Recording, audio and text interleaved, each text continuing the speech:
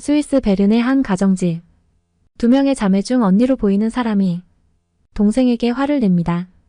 무슨 그딴 나라로 시집을 간다는 거야? 내가 너를 어떻게 키웠는데? 왜 근데 너는 나를 버리고 한국으로 간다는 거야? 거기 가서 뭘 하려고? 그러자 동생은 아무 말 않고 나가버립니다. 동생은 왜 갑자기 한국으로 시집을 가려고 하는 걸까요? 언니는 왜 한국을 싫어하는 걸까요? 오늘의 사연 시작하겠습니다. 안녕하세요. 스위스 사람인 리안입니다. 저에게는 불과 2살밖에 차이가 나지 않는 여동생 안나가 있습니다. 저희 집안의 이야기를 해보자면 어렸을 때부터 다소 엄격한 격과 가치관을 가진 교육자 부모님 집안에서 억압된 삶을 살아오던 저와 동생은 서로에게 의지가 되어주었을 정도로 각별한 사이였습니다. 그도 그럴 것이 저희 아버지와 어머니께서는 항상 저와 동생에게 공부에 대한 얘기를 많이 하셨는데 스위스에서 살아가기 위해서는 결국 의사에 관련된 직업을 가져야 인생이 수월해진다며 항상 저와 동생에게 강압적인 교육 방식을 추구하셨습니다. 하지만 그저 어린 나이에 불과했던 저와 동생은 집에서 인형놀이를 하면서 놀거나 친구들과 함께 수다를 떠는 것이 너무나 재미있었고 하루 종일 부모님과 함께 공부하는 시간이 제일 재미없고 지루할 정도로 굉장히 억압된 삶을 살아왔어요.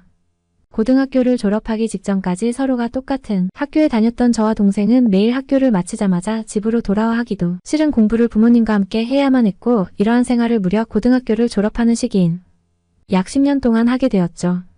부모님은 저에게 의사가 되어야 한다고 강요하셨고 저는 공부만 열심히 해왔습니다. 하지만 동생의 성격은 매우 달랐어요. 동생 안나는 결국 못 참고 고등학생 때 집을 나가버렸습니다. 저에게 아무 말도 안 하고 나가버려서 전 정말 섭섭했답니다. 몇 년 후에 동생이 돌아왔지만 부모님은 잠시 부재 중이셨습니다. 밤이 늦었는데 오시지 않자 뭔가 이상하다라고 느꼈을 때 병원에서 전화가 오더군요. 두 분 다 트럭에 치여서 크게 다치셨다고요. 그래서 병원으로 달려갔지만 도착해서 마주한 부모님 두 분은 모두 몇 번의 치료를 받았음에도 의식을 차리지 못한 단계였고 저희를 발견하신 의사 선생님께서도 왜 이제서야 왔냐며 큰 수술을 하려면 보호자의 동의 과정이 신속히 필요하다고 화를 내리더군요. 그리고 약 2개월이 넘는 시간 동안 동생과 함께 의식을 차리지 못한 부모님의 병간호를 하던 저와 동생은 약 일주일의 시간 차이를 두고 아버지와 어머니 모두를 사고로 잃고 말았습니다. 부모님과의 마지막 대화가 싸움의 대화였던 기억으로 인해 저는 계속해서 그때의 기억이 후회되며 눈물이 멈추지 않았고 동생 또한 죄책감을 느끼는 듯 그저 아무 말도 하지 않고 저희 품에 안겨 눈물을 흘렸죠. 다행히 남아있던 친척분들의 도움을 받아 부모님 두 분의 장례식은 무사히 치를 수 있었지만 앞으로의 인생이 정말 문제였습니다. 그래서 저는 열심히 공부를 해서 의사가 되었고 동생은 아르바이트를 시작해서 생계를 이어나가기 위해 노력했습니다. 그런데 어느 날 동생이 자신은 언어를 배우는 것에 재능이 있는 것 같다고 말하고는 함께 외국의 언어를 배우기 시작하더군요. 저는 듣던 중 반가운 소리라며 다룰 수 있는 언어가 많아지는 것은 취직에도 큰 도움이 될 것이라고 했지만 동생이 선택한 언어는 한국이라는 나라의 한국어였습니다. 중국어도 아니고 한국어라뇨. 배워서 뭘 할지 가슴이 아주 답답해졌습니다. 쓸모없다고 생각했습니다. 스위스에서는 겉으로는 드러내지 않지만 동양인들을 무시하는 경향이 있습니다. 저 또한 약간 그런 편견 때문에 그랬었고요. 한국을 경험해 보지도 못했고 굳이 다른 언어들도 많은데 한국어를 배우겠다는 동생의 선택에 저는 참아왔던 화가 폭발해버렸고 결국 동생에게 각자 따로 살자며 이제 더는 스트레스 받고 싶지 않다는 결단을 내리게 되었죠. 그때 당시 동생은 저에게 문화산업의 주류가 되고 있는 한국이 트렌드가 되어가고 있다는 설명을 하기도 했지만 의사생활로 너무 힘들고 지쳐있던 저에게는 아무것도 들리지가 않았습니다. 그리고 그날 이후 동생과 저는 따로 살게 되었고 그래도 공부를 하겠다는 동생의 처지를 생각해 매월 아주 조금씩 동생에게 생활비를 보내주며 각자의 생활을 해나가게 되었죠. 하지만 동생은 점점 한국이라는 나라와 한국어에 무언가 엄청난 매력을 느낀 듯 자꾸만 저에게 전화를 걸어 한국에 대한 얘기를 하기 시작했고 저에게도 한국어를 배워놓는 게 좋을 것이라는 조언까지 하기 시작하더군요. 제 인생을 송두리째 바꿔놓을 소식을 들었던 운명적인 날로 돌아가 보겠습니다. 추리히의 아늑한 아파트에서 따뜻한 코코아를 마시며 휴식을 취하고 있을 때 휴대폰이 메시지와 함께 울렸어요. 제 동생 안나가 보낸 메시지였습니다. 메시지에는 언니 나 소식 있어. 나 결혼해. 한국에서. 저는 더 자세한 이야기를 듣고 싶어서 재빨리 안나의 전화번호로 전화를 걸었습니다. 안나. 무슨 일이야? 왜 한국이야? 그 전화를 받자마자 얼버무렸습니다. 안나는 웃으며 놀랄 줄 알았어. 대학교 때 지호 기억나지? 우리 사귄 지 꽤 됐어. 지호의 고향인 한국에서 결혼식을 올리기로 했어라고 말했죠. 저는 순간 머그잔을 떨어뜨릴 뻔했습니다. 한국에서? 도대체 안나가 왜 그곳에서 결혼을 하려는 걸까요? 저희는 한국과 연고가 없었고 제가 아는 한안나는 한국에 가본 적도 없었는데 말이죠. 도대체 어떻게 된 일인 건지. 저는 깜짝 놀랐습니다. 지호가 기억났거든요. 그는 친절하고 똑똑한 친구였고 대학 시절 내내 절친한 친구였습니다. 하지만 결혼은커녕 사귀고 있다는 사실조차 몰랐어요. 엄청난 고민에 휩싸인 저는 의사 동료들에게도 이러한 상황에 대해 의견을 구했는데 이상하게도 동료들은 오히려 저희 동생이 부럽다면서 지금 한국이라는 나라가 엄청나게 뜨고 있고 또 살기 편리한 나라인 것을 모르냐며 오히려 저를 이상한 사람 취급하더라고요. 의사 동료 친구들은 저에게 한국을 가게 된다면 그곳에 있는 몇몇 한국의 물품들을 사달라고 부탁까지 할 정도로 한국이라는 나라를 오래전부터 알고 있는 것 같았고 한국 여행을 경험해 본 듯한 부탁을 했지만 한국을 한 번도 가보지 못한 저는 한국이 그렇게 대단한 나라인가 싶은 마음에 괜히 반항심리만 생기게 되었죠. 왜 그렇게 한국이 좋은 걸까? 동생의 결혼식에 가기 직전까지 고민을 하던 저는 결국 동생의 결혼식 하루 전 한국을 가야겠다는 마지막 마음을 먹고 그곳으로 출발하게 되었습니다.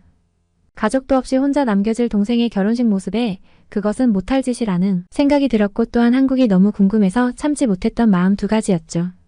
그런데 꽤 긴 시간 동안 비행기를 타고 한국의 공항에 도착한 저는 도착하자마자 한국이라는 나라가 싫어지기 시작했습니다.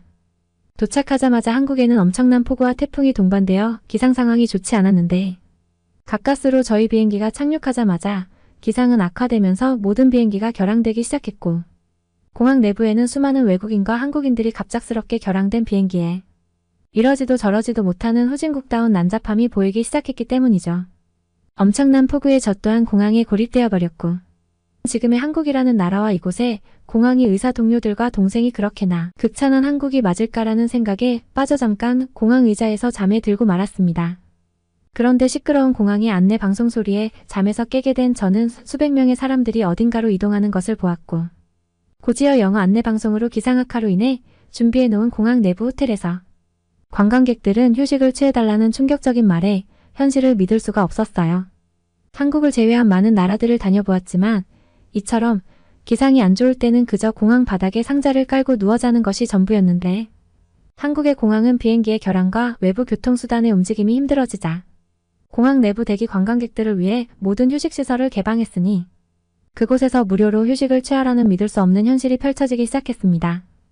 곧이어 수많은 사람들에 이끌려 공항 이곳저곳에 휴식시설을 눈으로 확인한 저는 그동안 왜 동생과 의사 동료들이 한국을 극찬했는지 이해가 되기 시작했습니다. 한눈에 보아도 깔끔한 호텔 같은 시설에 휴대폰을 충전시킬 수 있는 전기 시스템은 물론 책상과 샤워시설까지 갖춰진 한국의 공항 휴식시설은 의사 일 때문에 다양한 나라들을 경험한 저에게도 믿을 수 없는 수준 차이를 보여주었기 때문이죠. 미국이나 영국 공항도 경험한 저였지만 한국 공항의 휴식시설은 이것이 정말 무료인가라는 생각이 들 정도로 아름다운 디자인의 침대는 물론 적절한 수면을 취할 수 있도록 조명의 조도까지 조절되어 있었습니다. 계속해서 나오는 공항의 안내 방송을 따라 휴식시설을 확인해 나갈수록 충격의 연속이었죠. 매우 편해 보이는 곡선형 침대에서의 휴식을 선택한 저는 그곳을 둘러본 순간 더 놀랄 수밖에 없었습니다. 저와 같은 공간에 있던 한국인들은 모두가 예외 없이 짐과 휴대폰을 놔둔 채 샤워시설을 이용하러 떠났고 제 눈앞에는 당장 훔쳐가도 모를 고가의 노트북이나 휴대폰, 심지어는 여행용 가방까지 그대로 놓여 있었기 때문이죠.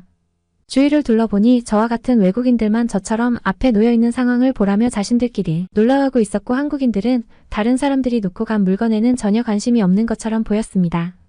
심지어 한 한국인은 외국인이 지갑을 떨어뜨리고 걸어가자 그것을 주워 가져다 주고는 지갑을 잘 챙기라는 능숙한 영어까지 선보였기에 저는 이러한 모든 상황에 스위스라는 나라가 얼마나 후진국이고 시민의식도 발전되지 못한 것인지 한국과 비교되어 더욱 뼈저리게 느낄 수 있었죠. 곧이어 기상이 진정되면서 비행기를 탈 필요 없이 교통수단으로 충분히 서울로 이동할 수 있었지만 저는 놀랍도록 쾌적한 한국 공항의 무료 휴식시설을 체험하기 위해 공항에서 숙식하게 되었고 결혼식 날 아침 공항 샤워시설에서 샤워까지 하고 동생의 결혼식장으로 여유롭게 출발할 수 있었습니다. 동생은 저를 보자마자 왜 전날 오지 않았냐면서 예약해놓은 호텔에서 제가 오지 않았다는 말을 들었다며 화를 했지만 저는 웃으며 한국 인천공항은 정말 끝내줬다는 짧은 말만 하고 동생의 한국인 남자친구도 만나 결혼을 축하해줬죠. 한국에서 진행된 결혼식 또한 제가 참석했던 그 어떤 결혼식보다 성대했고 다행스럽게도 동생의 한국인 남자친구인 지호도 사람이 좋아 보여서 한시름 걱정을 덜게 되더군요. 결혼식이 모두 끝난 후 동생과 대화를 나눌 수 있었던 저는 오히려 제가 한국을 더 좋아하게 되어 한국의 공항 무료 시설들에 대해 동생에게 자랑하기 시작했고 그러한 저의 모습에 동생은 알 수 없는 미소를 지으며 그러게 진작 오라고 했잖아 라며 귀여운 화를 낼 뿐이었습니다. 그리고 동생이 결혼하고 약 1년이라는 시간이 지난 지금 스위스에서 마지막 의사 업무를 정리하고 있습니다. 그날의 사건 이후 한국이라는 나라에 관심이 생긴 저는 한국에서 의사 자격증을 따기 위해 최근부터 공부를 하기 시작했습니다. 동생과 똑같은 한국의 아파트에서 거주할 수 있게 모든 계약까지 마친 상태입니다. 요즘 의사 공부보다 한국어 공부를 많이 하고 있는 저의 모습에 의사 동료 친구들까지 저를 부러워하고 있지만 저는 조금 더 일찍 한국이라는 나라를 알았다면 인생에 더욱 행복했을 텐데라며 작은 후회를 해보기도 합니다. 오늘 사연은 여기까지입니다. 리안 씨도 한국에서 행복하게 살았으면 좋겠네요. 다음에도 좋은 사연으로 찾아뵙겠습니다. 모두 즐거운 하루 되세요.